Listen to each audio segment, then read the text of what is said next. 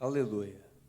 Louvado seja o nome que é digno de louvor, o nome de Cristo Jesus, o nosso Senhor.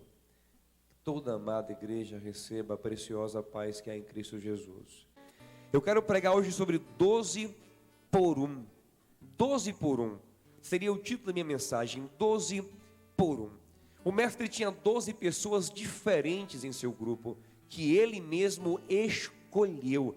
Eu acho bonita essa palavra, ele escolheu para andar com ele e para andar em comunhão entre si. Eu posso achar aqui vários grupos diferentes que são representados nos apóstolos. Não posso falar de todos hoje aqui, mas de alguns deles. Por exemplo, o mestre escolheu dentre os 12, dois grupos de níveis culturais, sociais e intelectuais diferentes. Havia um grupo de homens intelectuais, formado por Filipe, Natanael principalmente, e de homens ignorantes, como Pedro, Tiago, André, João, homens completamente leigos, homens analfabetos, iletrados, mas também escolhidos por Deus. Ele faz os ignorantes andarem com os cultos e faz todos se nivelarem como escolhidos dele. Nós temos que entender, irmãos, que o critério de escolha de Deus não é o nosso. Os princípios de Deus não são os nossos. E aquilo que nós rejeitamos para nós, muitas vezes, Deus quer para Ele, porque Ele é maravilhoso. Havia um grupo de homens cultos que seguiam a Jesus. Como eu disse, Filipe e Natanael representavam essa classe de homens cultos. Eram homens estudados, homens intelectuais, homens preparados, homens versados na escritura hebraica, e por isso eram homens questionadores, eram homens desconfiados. Tanto Filipe quanto Natanael seguiam Jesus com um olho em Jesus e outro olho na escritura, para saber se a vida dele correspondia com a profecia messiânica. Você lembra comigo, quando o mestre encontrou Filipe e o chamou, Filipe disse: olha, ele de fato corresponde às características da profecia messiânica. Correu até Natanael, ou Bartolomeu, e disse: Natanael, nós encontramos aquele que está escrito em Moisés e nos profetas. Natanael, nós encontramos o Messias que nós estudamos. Natanael, encontramos um homem que se encaixa em nossa razão, em nosso intelecto, em nosso estudo. Talvez Bartolomeu ou Natanael perguntou: ô Filipe, e de onde ele é? Disse: olha, é Jesus de Nazaré. Natanael perguntou: e pode vir alguma coisa boa de Nazaré? Natanael era estudioso. Ele sabia que a profecia messiânica indicava que o Messias nasceria em Belém, e que Nazaré não tinha nenhuma tradição profética. Não havia um grande profeta na história da pequena Nazaré. Eles eram questionadores, eram intelectuais, eram estudiosos. E às vezes o crente intelectual, o crente culto, o crente que desenvolve um intelecto avançado, é tido por frio, é tido como alguém incrédulo, que não se deixa levar facilmente. Mas irmãos, temos que respeitar estes irmãos.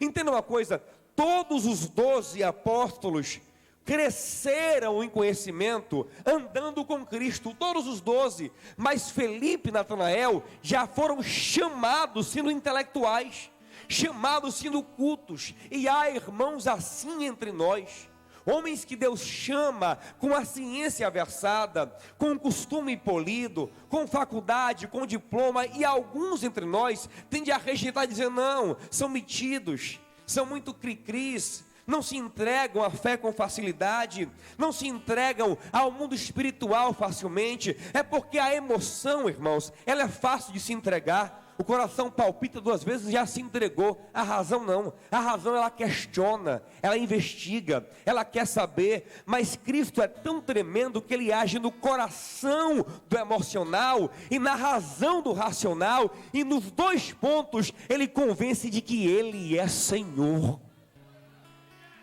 É importante respeitarmos irmãos que demoram a crer, demoram a aceitar que ouvem uma palavra e abrem as suas Bíblias para averiguar o que foi escrito, porque essa é a sua matriz de personalidade. Ele foi formado assim, Cristo escolheu ele assim, Cristo chamou ele assim.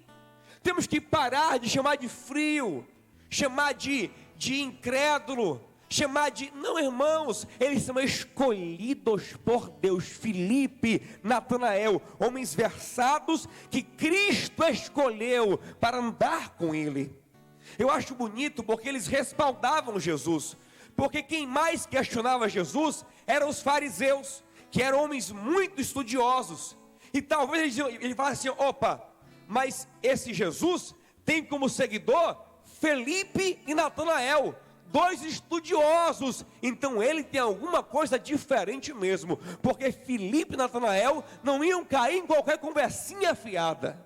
É importante ter homens assim no nosso meio, homens que são balizados, que têm uma cultura vasta, que têm um conhecimento amplo, para respaldar a igreja diante da sociedade e dizer: olha, o nosso Cristo não é um Cristo só de emoção, mas é um Cristo que vai na razão do homem e prova que Ele é Deus. Esses homens, eles respaldam a igreja, eles mostram para uma parcela da sociedade que só crê pela razão, que tanto na razão quanto na emoção, repito, Jesus Cristo é Senhor. O apóstolo Paulo foi escolhido por Deus para trabalhar, para evangelizar, para ganhar almas assim para Cristo. Lá em Atos 9,15, quando Deus explica o plano dele com o apóstolo Paulo, ele fala com Ananias assim: Ananias, vai à rua direita, na casa de Judas, lá tem um homem chamado Saulo, e vai orar por ele, porque ele para mim, um instrumento escolhido para levar o meu nome aos filhos de Israel, aos reis e aos gentios. Paulo era um poliglota, falava hebraico, grego e aramaico. Deus queria usar ele para impactar os reis, as autoridades. Você pode ler em Coríntios que Paulo não tinha muita graça com a multidão. Era Paulo pregar para a multidão, ser apedrejado, ser encarcerado, ser maltratado. Mas quando ele conversava com os reis, com os príncipes, eles se abriam para o evangelho. Porque Deus escolhe uns para isso e outros para aquilo, para a glória do seu nome. É bonito ver um homem como Augusto Cury, um cético, era ateu, um psiquiatra renomado em todo o mundo, não só no Brasil, em todo o mundo. E ele estudava os maiores homens da história. Ele estudou Gandhi, Sócrates, Hipócrates, Platão, Descartes, Einstein, Newton. Até que um dia Augusto Cury resolveu estudar Jesus Cristo. Primeiro, ele certificou-se de que Cristo era real, de que ele existiu. Certificando-se disso, disse: pronto, vou estudar esse tal de Jesus Cristo agora. Irmãos, o homem se apaixonou por Jesus, na sua razão, no seu intelecto, e disse: olhe, os outros foram mestres, mas esse tal de Jesus não tem para ninguém. Ele é o mestre dos mestres. Dá para dar um glória mais forte a ele aí, meu irmão? Olha para cá.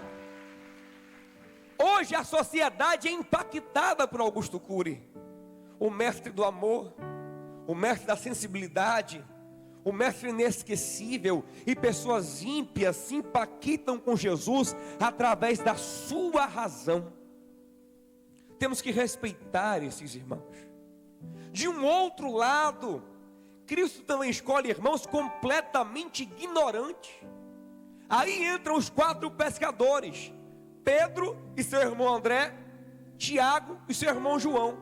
Bem que Tiago e João, os filhos de Zebedeu, tinham uma condição financeira melhor do que a de Pedro e André, mas eram tão ignorantes quanto. Em Atos 4,13, a Bíblia nos diz que Pedro e João eram iletrados e indoutos. Sabe o que é isso? Analfabetos, sem cultura nenhuma, mas foram escolhidos por... Esse Deus é tremendo, meu irmão.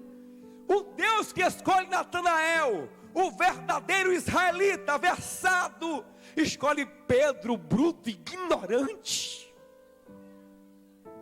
É tão profundo isso, que os três principais, os três mais chegados a Cristo, são três ignorantes: Pedro, Tiago e João. Às vezes alguém me pergunta, mas pastor Diogo, qualquer empresário, qualquer líder, se puder escolher, vai escolher o melhor. Se puder contratar, vai contratar o mais capacitado, o mais qualificado, o mais instruído. Qualquer instituição, para selecionar colaboradores, vai querer os melhores que puder. E por que o mestre vai na contramão disso muitas vezes? Pega o pior que tinha, os homens mais problemáticos, mais complexados, homens ignorantes, rudes, bruscos.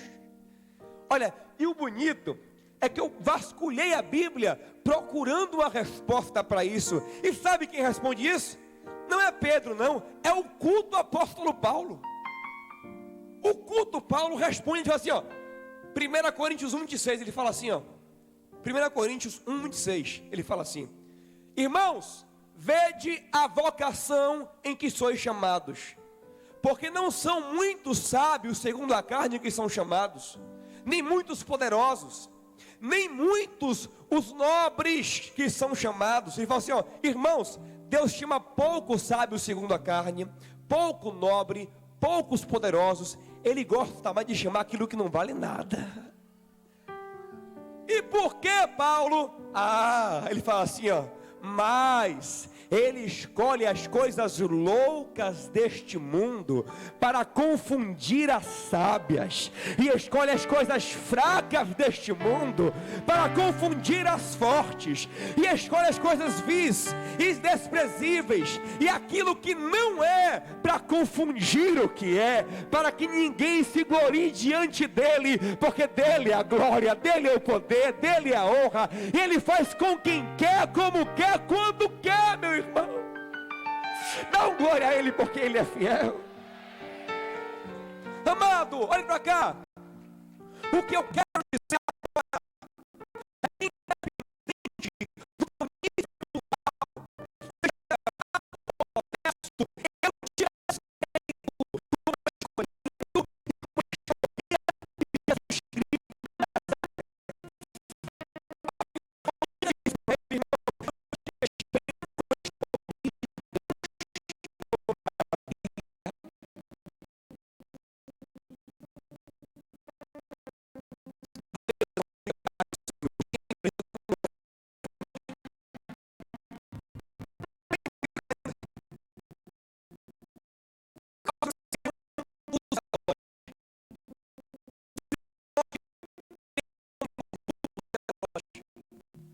Zelotes era um grupo de homens revoltados em Israel, que não aceitavam em hipótese alguma o jugo do Império Romano sobre eles, principalmente a obrigação de ter que pagar impostos ao César romano.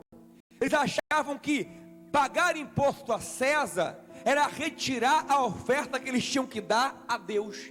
Não aceitavam o fato da nação sacerdotal, a nação príncipe espiritual, dar tributos, dar serviço a uma nação ímpia como era Roma.